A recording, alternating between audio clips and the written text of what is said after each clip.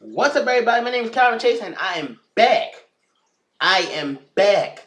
After 3 months, I am back on this channel. Now, I haven't been gone from YouTube completely. I've still been on the Wrestling Ramble. Uh, I've done a few live streams on Malik's channel as well. Um, but I'm back on my channel now. Where have I been? Well, I've been in college, and I don't really have a computer, and I'd rather not record videos on my iPad. While the quality is good, I'd rather compute. I think I can express myself better while I'm being recorded from a computer. But since I'm back home for Thanksgiving, I thought it'd be great to do a review. And of course, Survivor Series was last night. Well, for me today because I didn't watch it live. But Survivor Series was the last night, and I want to talk about it. Now, before I talk about Survivor Series, of course, as tradition, gotta talk about Takeover really fast. Takeover War Games is a damn near perfect show. I just say that now. It was a pretty much perfect show with 3 matches that I think are top 10 matches of the year. First off, the thing with Riddle and Oh No was a nice way to start the show. It wasn't nothing special. Kairi Sane versus Shayna Baszler, very good 2 out of 3 falls match. And my God, that moonsault by Io Shirai was gorgeous. Charlotte wishes she could do a moonsault that good. Gargano and Almas was Gargano and Black was everything I was hoping it was going to be. Between 2 of my favorite works and it told a good story. It had great build up and it was a great match. Black, I'm sorry, why did I keep mixing everyone up? Velveteen Dream versus Tommaso Ciampa. That match was amazing too, and even though I knew Ciampa was going to win, they had me believing Velveteen Dream was going to take the title. And War Games was just, what can you say about that? That match was just, the carnage and just the action in that match was so much fun to watch. So yeah, I thought Takeover War Games was a pretty much perfect show. That is really going neck and neck with Takeover New Orleans. Not only for my favorite show of the year, my favorite Takeover in general, but Survivor Series. Now I know you're probably expecting me to come on the show, be very negative, but I'm not gonna do that because I thought Survivor Series might have been the best main roster pay-per-view all year. Other than maybe one match, I didn't really have much problem with the show. But let's just get into it. Now, I'm not gonna review the pre-show, but I just want to bring up for the record, new Team SmackDown won on the pre-show in the tag team elimination match. Just keep that in mind. First match of the night, the SmackDown elimination. The women's elimination tag team match as Team Raw, captained by Alexa Bliss, who did not wrestle. Featuring Mickie James, Nia Jax, Tamina, Bayley, and Sasha were last minute additions because Natalya and Ruby Riott got taken off, which is what I expected. Versus Team SmackDown, captained by Naomi, with Carmella, Sonya Deville, Asuka, and Mandy Rose. This match is alright. I thought it was okay. First off, major heat on Nia Jax. No matter what she did, fans booed. When she came out, they booed. When she got in the ring, they booed. When she just got in camera view, they were booing her the entire night. Match. And I mean, I can't blame them. The most over superstar in WWE was injured by her, and she wasn't able to be on the show, and everyone's mad at Nia Jax for that. Not that I can't blame her for that. The match itself, I thought it was a good match. I mean, I thought it was alright. The first elimination was that Naomi got eliminated by Tamina at the super kick, and I think everyone jumped, if I'm not mistaken. Then Tamina was eliminated by Carmella with a roll up, and Carmella did a dance break, which is always fun. Mickie James was eliminated by Mandy Rose because Sonya Deville hit a sliding knee to Mickie, but Mandy tagged herself and then took the pinfall. More dissension between Mandy Rose and Sonya Deville, who both actually had decent outings. They both had decent shows. I'm not the biggest fan of either one of them, but they both look good tonight. I guess the storyline is them breaking up because Mandy eliminated Sonya from at Evolution, and now this, and they didn't really fight each other when they had I think it was like a brawl or something.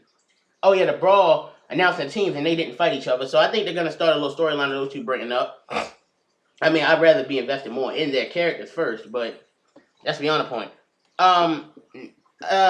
Next up, Carmella was eliminated by Bayley from Bayley, and Mandy Rose eliminated by from a bank statement from Sasha. Bayley and Sasha mainly stuck to each other because the Raw women's team had just beaten them up on Monday, and they were last minute additions, so they were mainly to themselves. But it wasn't a lot of dissension in the group.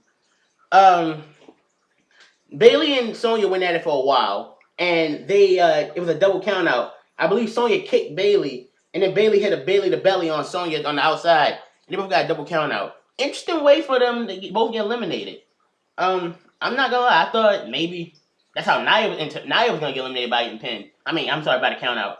So the final three are Asuka for Team SmackDown, Sasha and Nia for Team Raw. Now Sasha and Asuka go at it for a good few minutes, and it's very good. These two, I need an actual pay per view match from these two because they had a great match on Raw back in January, and I want to see these two face each other in a pay per view match. But Sasha and Asuka went in for some really good sequences and counters.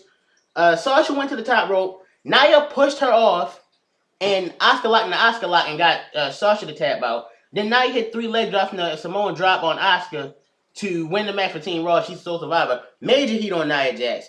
And you see it on Twitter, everyone saying, oh, that they're rewarding Nia Jax at the change of Becky. And Nia was in that group at first.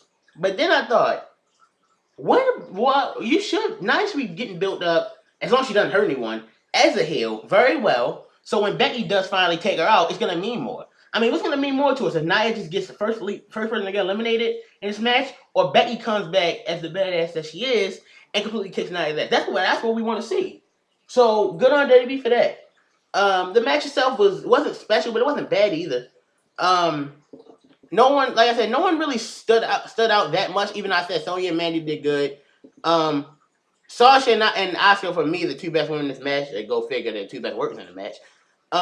Mickey looked good. And Mickey was good in the ring as usual. Mickey is still beautiful, by the way. She's like a nice wine. She still ages, and yet she's still beautiful in the ring.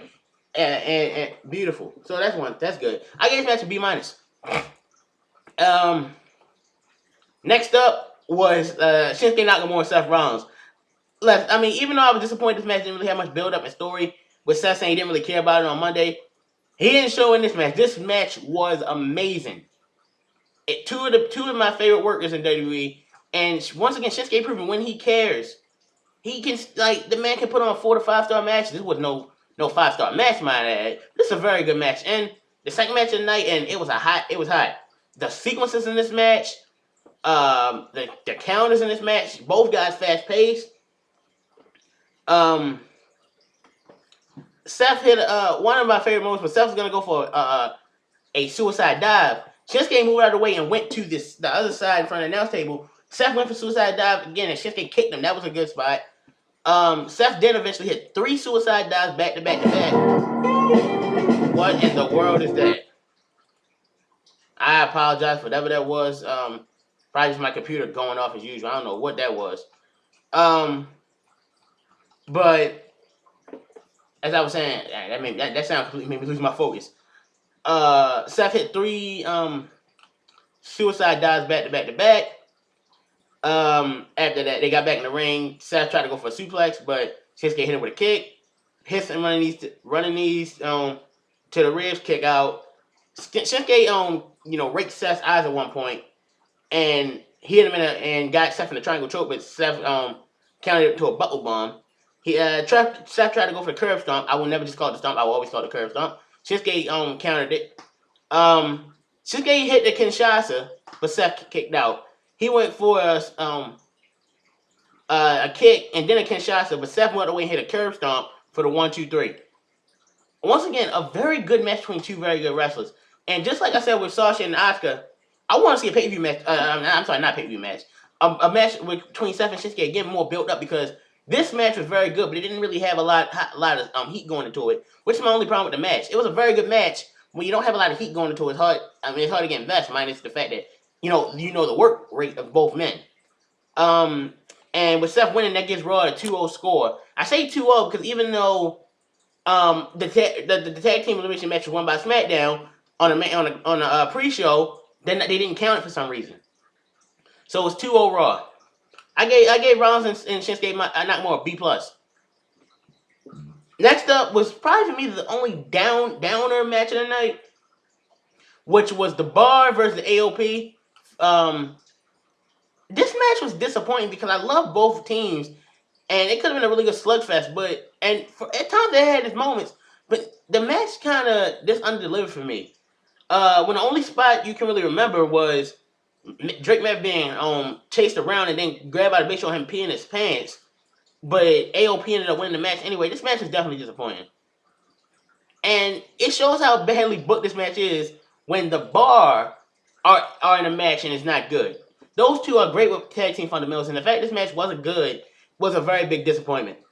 It wasn't very good, and like I said, and it's sad because I think a properly booked AOP versus Bar match would be great, but this was not.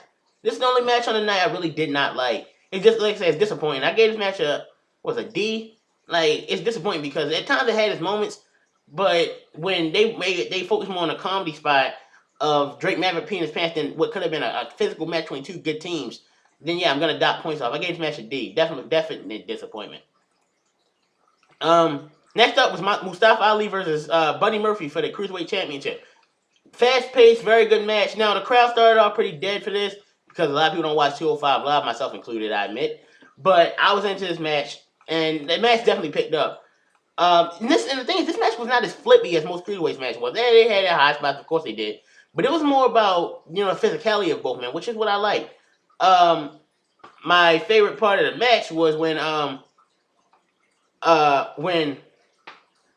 Murphy was standing on the announce table when Ali jumped on and hit him with a C4. That was pretty off the announce table. That was a tough spot. They had Murphy had a cool plunge over the top rope, and this match was back and forth. The crowd definitely got into it toward the end, especially after the Spanish fly off the announce table. Huge 205 live chants. I'm sorry, 205 chants came out. Ali tried to go for the old 54 again, but Murphy grabbed his hair and hit him with a super kick. He hit him, then a power bomb, but he kicked out. A sit down power bomb, but a power bomb to sit down power bomb combination, but Ali kicked out. Ali tried to go for a springboard, but Murphy hit him with a mean running knee, and then he finished him off with the Murphy's Law for the 1-2-3. I thought this match was very good. Probably one of the better cruiserweight matches on a main roster pay-per-view, and I don't count Super Showdown. This is probably the best cruiserweight title match on a main roster show. And when the crowd got hot, this is when the match really got good. I still say, you gotta, 205 Live should be moved to Full Sail because people don't really watch it enough. Heck, I wouldn't mind, putting the cruiserweights on TakeOver, which would be pretty good, too. But this match was great. I don't think I like as much as Shinsuke and Seth, mainly because I was more invested in Shinsuke and Seth, but this match is very good, too. I give it a B+ as well. Now, I gotta talk about this because if I don't, someone's probably gonna say how I didn't talk about it. During the tag team title match, and during really Shinsuke and Seth, someone spotted a guy in the way that looked like Enzo Amore, and then after, I think during the tag team match, Enzo was trying to hijack the show, chanting for himself, doing that his chant, and got kicked out of the show like a dumbass. I don't have much to say about it because I don't like the guy anyway. It's funny, he got kicked off a plane the other day for vape, but now he gets kicked out of a WWE show for being an ass. Yeah, that's pretty much what he deserves. Luckily, they didn't hijack the show for him all night, minus that one moment. And it was during a tag team match too. I thought he might have did it during a cruiserweight match, since to him he put the cruiserweights on the map. Next up, so yeah, that was before the cruiserweight title match. I get the cruiserweight title match a B+. Next up was the men's elimination match. And by the way, the men's elimination match, as Team SmackDown, captained by The Miz, with Shane McMahon, Rey Mysterio, Jeff Hardy, Samoa Joe, versus Team Raw, captained by Baron Corbin, Samoa Joe, Dolph Ziggler, Finn Balor, Bobby Lashley, and Drew McIntyre. This match, I think, was started off very good. Well, minus one moment at the very beginning. 35 seconds, and then Samoa Joe, of all people, took a Claymore after trying to lock in the Coquina clutch. And Drew held that off and hit him with a Claymore and knocked out Joe in 35 seconds. Why Joe? Why make Joe the one that gets knocked out in 35 seconds? It would have been better if Jeff had done it, having Jeff to take that spot. But the main storyline for this match barely even involved SmackDown. The main storyline, besides, the main storyline was Raw.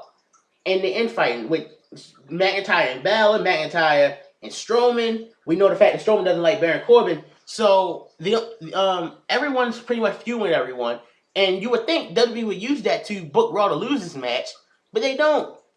Joe. So yeah, I said Joe was eliminated first. Then in 35 seconds, and then it took almost 10 minutes, like more than 10 minutes for another elimination. This is where the match picked up with a lot of people facing each other, especially Finn Balor versus Rey Mysterio. That was fun, which Rey eliminated Finn with a 619. Dolph Ziggler, and then it took another 6 minutes for another elimination. As usual, they got to put Strowman through a table, and Shane hits the elbow drop, just like he did 2 years ago. And put Strowman through a table, which not Strowman out for a good 10 minutes. Dolph Ziggler was next to get eliminated by Shane McMahon, of all people, via Coast to Coast. Which, it's kind of funny because he beat him in the Best in the World tournament, but I didn't watch that show. After this, it was all Braun Strowman. He got back in the ring. Miz tried to get, what's his name? Shane to do another Coast to Coast on Bobby Lashley, and he was holding him, but as he jumped, Strowman just clocked him out of the air, and then Strowman pretty much dominated everything else. Power slam to Jeff Hardy, eliminated. Power slam to Rey Mysterio, eliminated. Power slam to The Miz, eliminated. Power slam to Shane McMahon, running power slam to Shane McMahon, eliminated. Raw wins and go at 4-0, and not only do they do that, but the final final three, the sole survivors, Braun Strowman, Drew McIntyre, Bobby Lashley. My problem with this is I see them trying to push McIntyre. They're still trying to push Strowman at the same time. And they both had their moments to shine. The only person on Team Raw that didn't much is Bobby Lashley. No one really cared about Bobby Lashley. After the match, Corbin quickly snuck Braun because he knows that Braun's going to get to face him. And Braun picked the stipulation, so he's trying to get one on him now. The match I think the first half of the match was good. But once Strowman got back in, that's when it kind of cooled down. And I love Braun Strowman. I love seeing him, destroy everything. But he takes off 4 guys single-handedly. I mean, why not have Drew get 2 eliminations and Braun get 3? That's what I personally would have done. But Braun takes out 4 guys in less than 4 minutes, all pretty by himself. And that kind of hurt the match, if you ask me. This match was better than last year's men's elimination match, but it was nowhere near better than 2016. And the match was only 24 minutes, which I thought was a good length. The 2017 men's elimination match was 33 minutes, and the 2016 one was, I believe, over 50 minutes. So I'm glad they didn't have it go too long, especially because he got 2 other matches. But I think this match definitely could have done been more fun toward the end.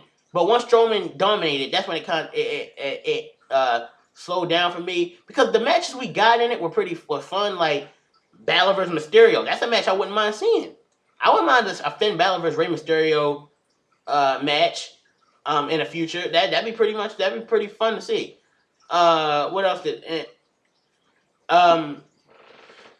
but the match was it wasn't a bad match. This wasn't great. I give it a B. B minus, because it did have its fun moments. But the problem is it wasn't there wasn't nothing special either. But the last 2 matches, and Raw goes at 4-0, by the way. The last 2 matches on the show is where the show really gets good, and which definitely makes me feel this is the best pay-per-view of the year. Ronda Rousey versus Charlotte Flair. Now, we all know this will be Ronda Rousey versus Becky Lynch. Screw you, Nia Jax. But I'm okay with Charlotte getting the spot, because this match, wow, was it good. Ronda's best match in WWE by far. Both women, this match was physical, and I think they mixed both it being a slugfest with the technical abilities. Both women were reversing everything. You had both Ronda's mouth gets busted open at one point. Ronda, the story is Ronda could not lock in the armbar. Charlotte countered every time, whether it was locking her hands together or just sliding out of it. Charlotte, on the other hand, she locked in the figure 4, but she couldn't bridge it into the figure 8. Once again, and yeah, I really love this match. And like I said, Charlotte, both women brought the intensity. And say what you want about Ronda, I hear it all the time, but she can go. When in a match like Charlotte, this match is very good. But it's really what happened after the match that everyone's gonna really be talking about. Yes, the match itself was great, with a lot of near falls counters. But it was after the match which everyone's gonna be talking about. Ronda chased Charlotte outside of the ring, and when she ran to Charlotte, Charlotte clocked her with the kendo stick, and she's just beating Ronda with the kendo stick. Breaks the kendo stick over Ronda. She grabs another one, starts beating her some more, and then she grabs a chair, but the referees get out of the way. I think she busted the referee open by accident too. Then she get natural selection on the chair on the Ronda, and then she puts the chair over Ronda's neck after well, she took a minute because she placed it wrong, stomped on it, and Charlotte turned heel apparently, and she brought aggression. And I'm glad it turned Charlotte heel. Granted, I think it took a little bit later than usual, but and how does the crowd react? Thank you, Charlotte. Oh, come on. And they boo Ronda after the fact. I think my only problem is having Ronda walk away. I mean, I get you want to portray her as in a strong light, but not everyone has to walk away every time. I'm not saying she had to be stretched out either, but I would have had Ronda walk away. But and with Charlotte's attack after the match just made it better. Now, some people might get this upset about the fact that a big match like this ended by disqualification, but when you know they have bigger plans for this, and while I'm hoping that Becky versus Ronda is the WrestleMania main event, WWE might do this as the WrestleMania main event. Either way, I'm fine with it because this match was very good, and you know that a rematch can be even better. But it was the post match stuff that made it good. Up to the point, easily match of the night, A minus. It would have been a B plus, but Charlotte after the match brought it up.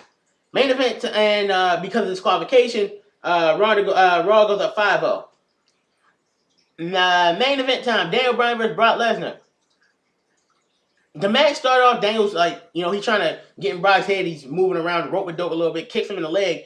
Brock takes control and hits a few very scary looking suplexes, German suplexes, and this is scaring me. It's scary. Like the announcers were talking. Oh my god! Like this isn't pretty. The crowd went silent. They turned it boring because of Brock style. The crowd went silent.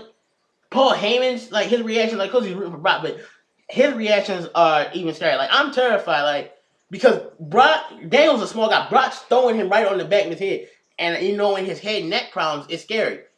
Brock's dominating this match, and the crowd's not happy about it. Brock hits an F5, but he pins Daniel, but pulls him up. He goes for another F5, but Daniel's leg hits Kyoto in the head, and Daniel lands on his feet. He sees Kyoto down. Dick kick City. Kicks Lesnar right in the balls. Now Daniel hits the running knee. Lesnar kicks out, and this is where the match picked up. Daniel's just his intensity. He working on Brock's leg and attacking Brock every chance he got. This is where the match definitely picked up.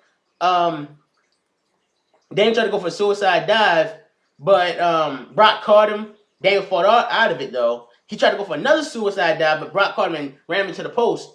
Brock tried to hit Daniel with the steps. Daniel moved, and Daniel hit Lesnar with a knee from the apron. Then they get back into the ring. Daniel hits another running knee. Brock barely kicks out. Daniel goes for running knee again. Brock picks it up for that F5, but due to his leg buckles, and Daniel puts him in the yes lock. And Brock's selling it. I'm like, oh my, like you thinking, oh my god, Daniel might win this. Brock starts to break out of it. Daniel elbows him some more and puts him back in the yes lock. And you're thinking, is Brock gonna tap out? Brock reverse counts that into an F5 for the 1, 2, 3. Brock Lesnar wins, but my god, this match was great. It started like a typical Lesnar match, but it definitely picked up. Once Daniel hit the low blow, it became a second match. And Daniel, even though he lost, he definitely looked better because his new, like after he turned heel on AJ, he brought a new intensity. And this is a Daniel Bryan I've waiting to see since he came back. And even after the match, Lesnar was limping away with the title. Daniel's smiling. Like, yes, more of this, please, Daniel. And the thing to say about Lesnar, him being lazy, and you look at this match and mentioning AJ last year's Survivor Series, when Lesnar wants to, the man can still work and give us a good match. This match was very good. Match of the night for me, I gave this match an A. I really like this match. So my final score for Survivor Series, I gave the Women's Elimination match a B minus. I gave the Nakamura and Seth a B plus. The tag team match a D. Ali and Murphy a B plus. I gave the men's elimination match a B minus, and Charlotte and Ron an A minus, and Daniel and Brock an A. I'm giving this pay-per-view a B plus. Other than AOP versus The Bar, And AOP was the only match I didn't really like on the main show, and the um the fact that Raw dominated this whole match card, I have a problem with it. And you see it on Twitter.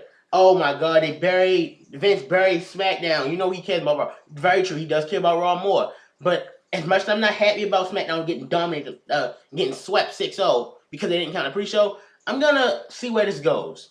Maybe you never know. Maybe Shane might get upset about it. You never know. But I'm giving this show I'm giving this show a B plus. And I almost want to give it an A minus, but the bar in AOP holds it back from an A minus. Definitely my favorite pay-per-view of the year, though. I thought this is my favorite. This is the best main roster show of the year. It was not better than Takeover, no, but it was still a very good show. I'm happy I was able to do this review.